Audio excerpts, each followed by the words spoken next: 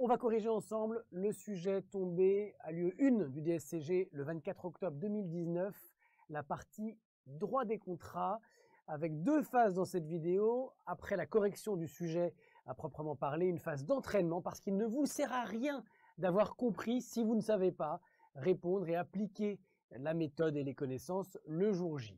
Alors on va commencer par lire ensemble le sujet. La phase de lecture du sujet est critique, surtout pour la première question parce que le sujet était long, qu'il y avait des annexes en plus. On va le lire ensemble, ce sujet. La société Good Food a été créée en 1960 et a actuellement la forme d'une SAS. Son objet social consiste en la conception et la commercialisation de plats élaborés selon des recettes traditionnelles à partir de produits issus de l'agriculture biologique. Ses principaux clients sont les restaurants d'entreprise, les restaurants universitaires, les cantines d'école, les restaurants de collectivités locales. Son président actuel est M. Nitrit, lequel a succédé à son père il y a 10 ans. Au fin de prendre le contrôle de la SAS il y a 2 ans, il a été contraint de souscrire un emprunt pour acheter les actions de son père, lequel emprunt représente une charge financière mensuelle très importante. De fait, il s'est décidé à amplifier le développement de l'activité ainsi que le chiffre d'affaires de la SAS Good Food.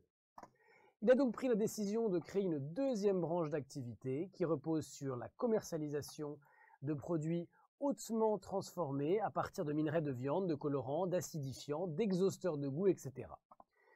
Souhaitant limiter les coûts de production et de commercialisation des plats cuisinés, il a repéré sur Internet un potentiel fournisseur chinois spécialisé dans la production, entre autres, de fleurs de cartame, lesquelles permettent la fabrication de colorants alimentaires. Je continue le sujet.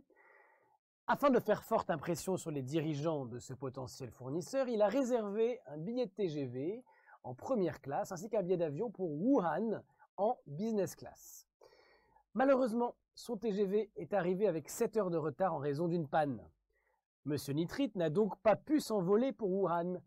À la demande du ministère des Transports, l'enquête interne qui a été rendue publique révèle que ces deux défaillances relèvent tant de la faute de la SNCF Mobilité que celle de Réseau Ferré de France. Et fin du sujet, la SAS Good Food décide d'assigner en justice SNCF Mobilité afin d'être indemnisée des préjudices subis, prix des billets de train et d'avion et frais de réservation d'une chambre d'hôtel à Wuhan. Première question, à l'aide des annexes 1 et 2, la SAS Good Food peut-elle être indemnisée de la totalité des préjudices qu'elle invoque? Alors vous voyez à quel point le sujet était long, le sujet contient énormément de détails et la première chose à faire pour répondre à la question, c'est d'identifier les faits essentiels, les faits qui sont indispensables pour répondre à la question et d'écarter par conséquent tous les autres, tous ceux qui risquent de vous noyer dans plein de détails et dont vous n'avez pas besoin pour répondre à la question. L'objectif, ça va être de faire une synthèse la plus courte possible de ces faits essentiels qui doivent être identifiés et sans lesquels vous ne pourrez pas répondre à la question et donc d'écarter les autres. Donc cette synthèse, vous pouvez la faire en 2 phrases à mon avis. Les 2 phrases qui suffisaient, c'était les suivantes. 1. Monsieur Nitrit, président de la SAS Good Food, a manqué son voyage d'affaires en Chine à cause d'un retard de son TGV qui lui a fait rater son avion. Et 2. Il demande à la SNCF un dédommagement égal au prix du billet de train, du billet d'avion et de la chambre d'hôtel qu'il avait réservée en Chine. Passons maintenant aux annexes, car vous l'avez vu dans la première question, on vous demande de répondre à l'aide des annexes. Les annexes, il y en avait 2, on va les lire ensemble. Je vous rappelle donc la question, à l'aide des annexes 1 et 2, la SAS Good Food peut-elle être indemnisée de la totalité des préjudices qu'elle invoque? Première annexe qu'on va découvrir ensemble, les articles 1231 du Code civil. On lira ensuite la deuxième annexe, l'arrêt de la Cour de cassation. Alors voici les 3 articles qui composaient la première annexe. Le premier article 1231 du Code civil, à moins que l'inexécution soit définitive, les dommages et intérêts ne sont dus que si le débiteur a préalablement été mis en demeure de s'exécuter dans un délai raisonnable. Article 1231-2 du Code civil, les dommages et intérêts dus au créancier sont en général de la perte qu'il a faite et du gain dont il a été privé, sauf les exceptions et modifications ci-après. Et article 1231-3, donc l'exception dont parlait l'article précédent, le débiteur n'est tenu que des dommages et intérêts qui ont été prévus ou qui pouvaient être prévus lors de la conclusion du contrat, sauf lorsque l'inexécution est due à une faute lourde ou dolosive. Alors, à ce stade, n'essayez pas de comprendre et de retenir tout ce que contiennent ces articles. Il faut faire une première lecture générale. On va passer à la deuxième annexe. Et la deuxième annexe, c'est un arrêt de la Cour de cassation. C'est particulièrement ingrat et difficile à lire, mais là encore, il faut le lire d'une traite, cet arrêt. Ne pas essayer de comprendre tout de suite, ce sont des phrases extrêmement longues, des phrases que Marcel Proust n'aurait pas reniées, lui qui aimait faire des phrases qui duraient des pages et des pages. On va essayer de le lire ensemble, la cohérence va vous apparaître après. On y va. Attendu que M. X, avocat au barreau de Limoges, devant plaider au tribunal de commerce de Paris à 10 h le 11 février 2010, a acheté un billet de train aller-retour, le départ de Limoges étant fixé à 5 h 47 pour une arrivée à Paris à 8 h 45, tandis que le voyage de retour devait débuter à 12 h 58. Ouf, on prend sa respiration. Qu'étant parvenu à Paris avec près de 4 heures de retard, il n'a pu assister son client et a réclamé à la SNCF le remboursement du prix du voyage ainsi que des dommages et intérêts. Attendu que pour accueillir sa demande, la juridiction de proximité, c'est-à-dire la cour d'appel, après avoir écarté la force majeure invoquée par la SNCF, a d'abord rappelé l'impératif de ponctualité au cahier des charges de celle-ci, puis retenu que M. X, ayant pris la précaution d'organiser son voyage en se ménageant un temps largement suffisant pour se faire transporter en taxi à Paris, au tribunal où sa présence était indispensable, a subi, ce monsieur X, ce voyage étant devenu sans objet, un préjudice dont la SNCF, seule responsable, devait l'indemniser en lui versant, outre une somme représentant le remboursement du prix du voyage, 500 € pour compenser sa perte d'honoraires, 1 000 € pour la perte de crédibilité vis-à-vis de son client et 500 € en réparation de l'inquiétude et de l'énervement qu'il avait éprouvé. Je fais une petite pause ici pour vous montrer que la cour d'appel ici a accédé à la demande de M. X qui avait demandé une réparation très vaste pour les conséquences du retard de son train. Elle a tout accepté. Mais ici, c'est un arrêt de la Cour de cassation. La Cour de cassation rappelle ce qu'avait dit la Cour d'appel et puis elle se prononce ensuite elle-même. Et voilà ce qu'elle répond. Attendu qu'en se déterminant par ses motifs impropres à établir que le dommage évoqué était prévisible lors de la conclusion du contrat de transport, si ce n'est quant au coût de celui-ci rendu inutile par l'effet du retard subi, et constituait une suite immédiate et directe de l'inexécution de ce contrat, la juridiction de proximité a privé sa décision de base légale par ces motifs, casse et annule. On a donc la Cour de cassation qui a cassé l'arrêt de la Cour d'appel en appliquant tout simplement les articles du Code civil que l'on avait lus juste auparavant. Donc on a fini la lecture du sujet et des deux annexes et on va pouvoir passer au corrigé-type proprement dit. Et je vous rappelle qu'il convient de suivre 4 étapes pour appliquer la méthode attendue par les membres du jury au DSCG. Ces 4 étapes, c'est 1. La qualification des faits, 2.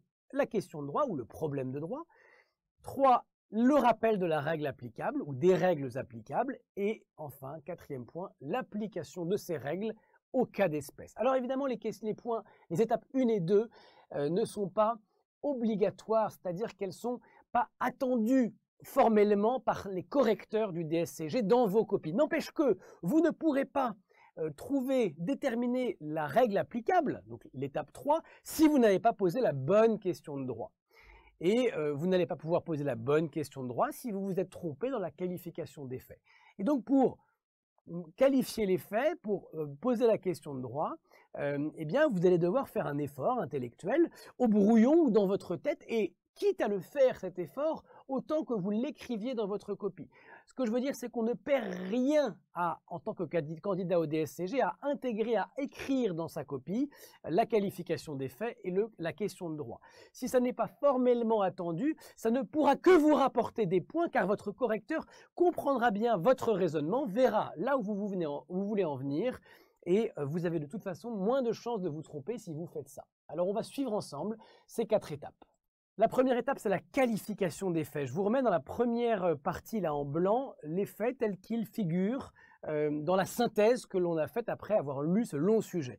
On avait retenu 2 phrases. La première, M. Nitrit, président de la SAS Good Food, a manqué son voyage d'affaires en Chine à cause d'un retard de son TGV qui lui a fait rater son avion. Il demande à la SNCF un dédommagement égal au prix du billet de train, du billet d'avion, de la chambre d'hôtel qu'il avait réservé en Chine. Si on qualifie les faits, eh bien, ça donne la phrase que vous voyez en jaune. Suite à la mauvaise exécution d'un contrat de transport, la partie lésée demande réparation des préjudices qui découlent de cette mauvaise exécution, tout simplement.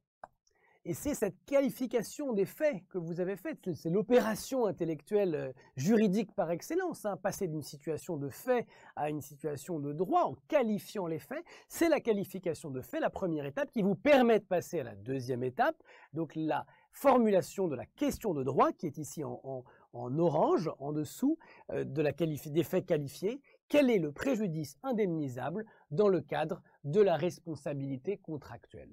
Une fois que vous avez posé cette question, eh bien vous êtes sur la bonne voie, il n'y a plus qu'à appliquer les règles. C'est la troisième étape.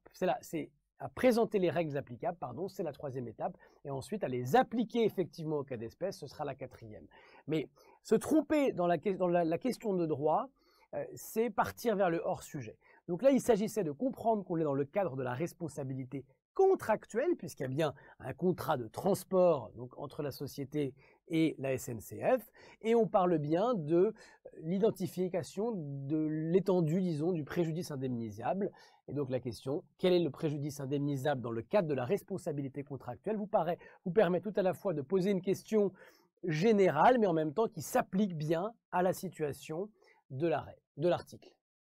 Alors pour répondre à cette question de droit, il fallait rappeler un certain nombre de règles applicables. C'est le troisième point de la méthode attendue pour réussir le DSCG. Alors ces règles applicables, elles viennent de plusieurs endroits. D'abord, il faut rappeler ce qui ne se trouve pas dans les annexes, mais ce qui doit se trouver dans votre tête, ce qui est évident, mais il vaut mieux toujours le rappeler, c'est la force obligatoire du contrat. Lorsqu'un contrat est valablement conclu, il doit être exécuté par les parties. C'est important de le rappeler, même si ça vous paraît évident, si ça tombe sous le sens, le correcteur aura envie que vous commenciez par rappeler la base, l'essentiel. Et puis le corollaire de ça, c'est que si l'un des co-contractants n'exécute pas le contrat ou bien l'exécute mal, il engage sa responsabilité contractuelle.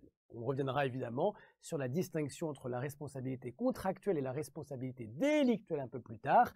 Et c'est très important dans le cadre notamment de la rupture des pourparlers, question qui tombe très souvent à lieu 1 du DSCG. Mais ici, on est bien dans la question du champ d'application de la responsabilité contractuelle. Ensuite, il devra donc, ce co-contractant qui a mal exécuté le contrat, indemniser son co-contractant des préjudices causés par la mauvaise exécution, cette obligation de réparer ne concernant que les dommages qui sont prévus ou prévisibles. C'est ça, à partir de maintenant que vous quittez un peu les connaissances que vous avez vous-même et que vous allez chercher dans les annexes, celles que le correcteur attend, c'est-à-dire l'obligation de réparer dans le cadre de la responsabilité contractuelle est limitée. C'est ce que vous disent les articles du Code civil de l'annexe 1 et l'arrêt de la Cour de cassation, qui est donc l'application par la jurisprudence des articles du Code civil. Seuls les dommages prévus ou qui pouvaient être prévus, donc prévisibles, seront réparés dans le cadre de la responsabilité contractuelle. Voilà les règles applicables. Alors il y en a 2 autres qu'il faut à mon avis rappeler également pour avoir tous les points à cet exercice. Il faut rappeler également que la limitation des dommages indemnisés ne vaut qu'en l'absence de fautes lourdes ou dolosives.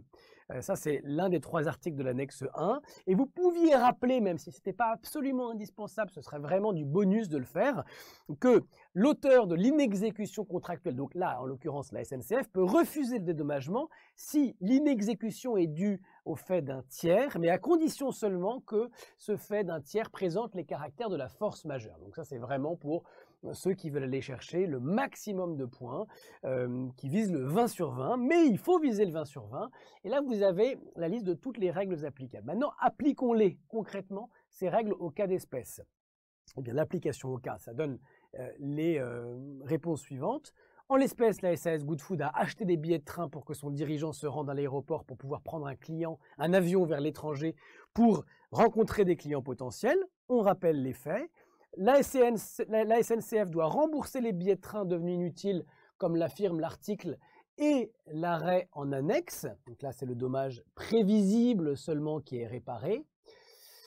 En revanche, ainsi que l'indique l'arrêt en annexe, elle ne devra rembourser les billets d'avion et les réservations d'hôtel. Elle ne devra pas rembourser les billets d'avion et les réservations d'hôtel puisque ce sont des dommages non prévisibles. Rien ne laisse penser en effet que la SNCF a commis une faute lourde ou dolosive. Et vous pouviez rajouter, si vous le souhaitiez, si vous y pensiez, mais ce n'était pas indispensable. La SNCF ne pourra pas invoquer d'ailleurs la faute commise par Réseau Ferré de France pour échapper à cette obligation de réparation, car sa faute ne présente manifestement pas les caractères de la force majeure, en tout cas rien ne le laisse penser. Alors quels étaient les pièges de cette question, de cet exercice? Il y en avait trois à mon avis. Le premier, c'est de se noyer dans le sujet, énormément de faits, beaucoup d'informations. Seules les informations que j'ai surlignées ici en orange étaient en réalité nécessaires pour répondre à la première question. Donc la sélection des faits essentiels était très importante pour aller droit au but. Le deuxième piège, c'était de vouloir à tout prix utiliser tous les articles de l'annexe, car comme vous l'avez vu, il y avait 3 articles du Code civil, mais seul le troisième était utile. Si je prends le premier qu'on vous présentait, l'article 1231 par exemple, on vous dit à moins que l'inexécution soit définitive, les dommages et intérêts ne sont dus que si le débiteur a préalablement été mis en demeure de s'exécuter dans un délai raisonnable. C'était pas nécessaire de rappeler que ici l'inexécution, donc le retard en fait du train ayant été définitivement consommé, il n'était pas nécessaire que la société Good Food mette en demeure la SNCF. Effectivement, c'est un rappel d'ordre pratique, mais ce n'était pas là qu'on vous attendait. Donc dans les annexes, là encore, un peu comme dans le sujet, sélectionnez celles qui vous sont indispensables, mais seulement elles. Et c'est pareil pour évidemment l'arrêt de la Cour de cassation, c'était mon troisième piège. Et là, je vous remets l'arrêt lui-même, vous allez voir, il y avait un risque de se noyer dans les faits, mais aussi de faire un contresens. Ces phrases étant très très longues, vous pouviez croire que c'était la décision de la Cour d'appel qui en fait était rappelée là, mais non, pas du tout. La décision de la Cour d'appel qui est en rouge est invalidée par la réponse de la Cour de cassation qui est en vert, et donc ce qu'il fallait retenir de l'arrêt, c'est bien uniquement la phrase en vert, c'est-à-dire la réponse de la Cour de cassation, c'est-à-dire seul le dommage prévu ou prévisible est réparé, et non pas toute la suite de conséquences qui peuvent arriver suite au retard d'un train.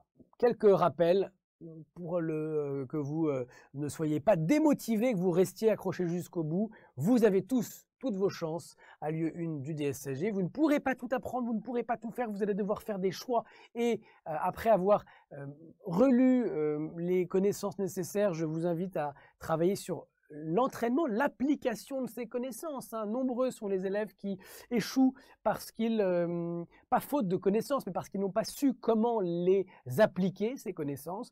Travaillez de façon régulière et continuez jusqu'à l'examen. Gardez la forme, le moral, la niaque, vous allez y arriver, et on vous invite à nous rejoindre ProConta si vous voulez davantage de contenu.